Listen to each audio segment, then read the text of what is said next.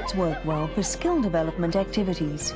They are also an effective way of managing students within a confined space.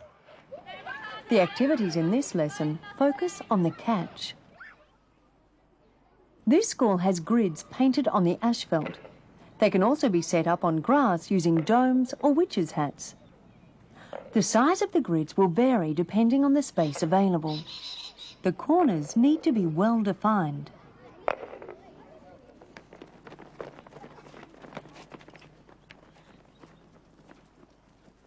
And just to make sure we're in a space by ourselves, arms out. That's good. We've filled up all the space. So moving about the space using big giant steps. Change direction. And change direction. Let's lift our legs up and big giant steps. Running. Change direction. And the number is 2. Body part, knees. 2 knees. We're hopping, using all the space.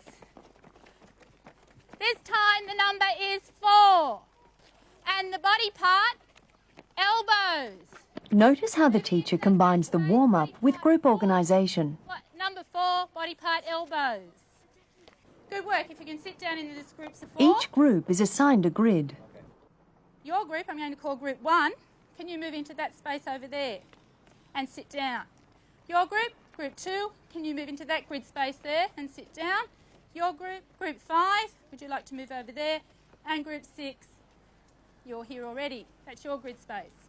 Okay, standing up and just walking about your grid space. Students move around their grid space to establish the boundaries of the grid. Change direction. Good, I can see people moving backwards, walking forwards, changing direction, exploring all the grid space. And stop. In these first 2 activities, students revise components of the catch. All the space, but we're going to concentrate on passing and catching the beanbag. And this time when you're moving about your grid space, I want you to pass the beanbag around, just to anyone in your group. And I want you to think about what we should be concentrating on when we catch an object. Okay, go. Once you have a beanbag, moving about your space. When we reach out, it's not with stiff arms. We bend our elbows slightly. So reaching out for the beanbag. So what I want you to do very quickly in your groups is number yourself, 1 to 4 or 1 to 5.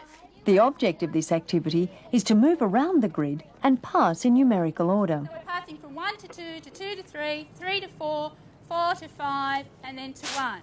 Okay, moving about randomly and passing and catching. Call your number. Say I'm 1, I'm 2, I'm 3.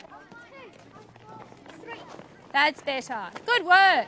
And keeping our elbows bent slightly. The teacher uses one group to demonstrate the next activity. Ball. Okay. Nina, what I'm going to get you to do is pass to each person, one at a time. When you get to the last person in the line, that person keeps the ball, moves forward and becomes the passer, and then you go to the front of the line. Okay? Underarm. Good. It's an underarm throw and we're concentrating on catching the ball. Now it's everyone's turn. Notice how the teacher stops the students and reinforces the task. And stop there. It's good to see people focusing on the ball, reaching out with their arms to catch the ball. We're going to play a game now. We're actually using 2 grid spaces. And the game we're going to play is Newcomb. So we're going to concentrate on catching the ball, but also trying to outsmart the opposition by throwing it into a space on the other side. For this next activity, each grid is combined with another to create a larger space for a minor game. The activity is demonstrated for the class. Throw the beanbag into a space where there's no opposition, or make it difficult for the opposition to catch. The opposition, what do you need to think about, do you think? Cover the whole space. Right, covering all the space in their grid, but also to concentrate on looking where? Right, the ball, or in our case, the beanbag. Okay, let's try it. All eyes on these 2 groups. Eyes on these 2 groups, go. Good catch. Moving into position, moving the feet. Remember, don't walk with the beanbag. And stop there. Okay.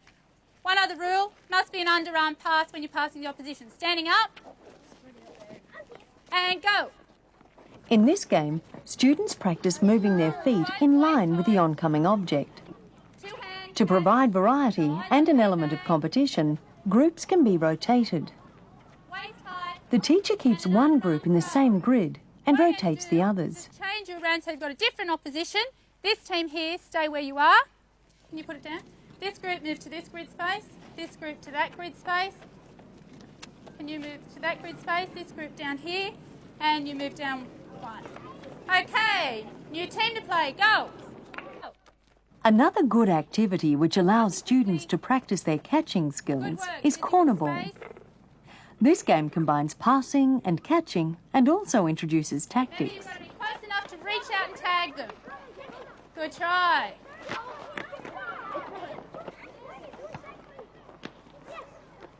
Pass quickly, stay in the boundaries. And we need to pass. Now it's your turn. If you haven't used grids before, why not give them a try in your next lesson?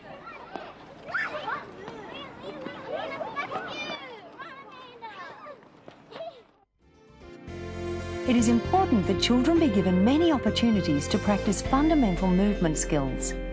There are many ways you can incorporate the teaching of fundamental movement skills into your physical education and sport lessons. The activities you have seen on this video are not the only strategies you can use to teach these skills. You can adapt these activities to the teaching of any fundamental movement skills.